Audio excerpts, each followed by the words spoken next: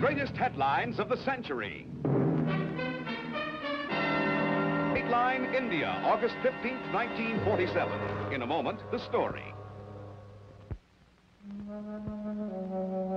India's battle for independence from the British Empire had been a pressing problem since the early years of the 20th century. Mohandas K. Gandhi, spiritual leader of millions of Hindus, had waged a passive war for several decades before the negotiations were to take a favorable trend.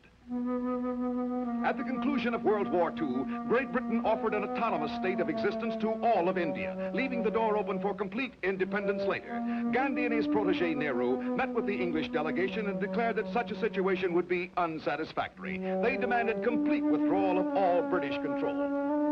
Then on March 14th, 1946, England offered complete independence. The years of unrest could now be brought to a close, but the problems facing such a course were many. The Asian country for centuries had been divided into two major religious groups, the Hindus and the Muslims. Now that complete freedom was within their grasp, the two religious philosophies clashed violently. Muhammad Ali Jinnah, head of the powerful Muslim League, argued for a separate Muslim state of Pakistan. Great Britain had vetoed the partitioning at first as being completely unfeasible, but the threat of uncontrolled civil war forced Prime Minister Attlee's government to reverse the official thinking on the matter. February 20th, 1947, found Lord Mountbatten, a staunch advocate of partitioning, replacing Lord Wavell as the Viceroy of India. At the same time, in separate assemblies, the Muslim League and the Hindu Confederation finally accepted the British offer of independence of the two separate states of India and Pakistan. August 15th, 1947, found the partitioning going into effect.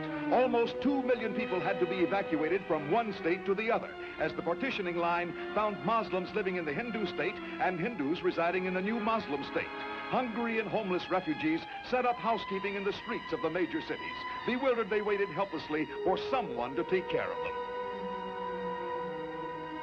Violence flared up over the partitioning in both India and Pakistan. Traditional, centuries-old hatred between the two major faiths brought to a boil this dissension over the new boundaries and took a toll of countless lives. Although Pakistan had chosen complete independence from Britain, India chose complete sovereignty, with the symbolic retention of the king as a trademark of the free association of the Commonwealth members. The new Indian president, Rajendra Prasad, solemnly took his oath of office. To him and his Prime Minister Nehru now fell the unenvious task of leading their nation through the bramble-strewn path that lay ahead. India had received its long-sought independence, but it knew too well that the problem of retaining its freedom and healing its fierce domestic rifts would prove a larger battle still.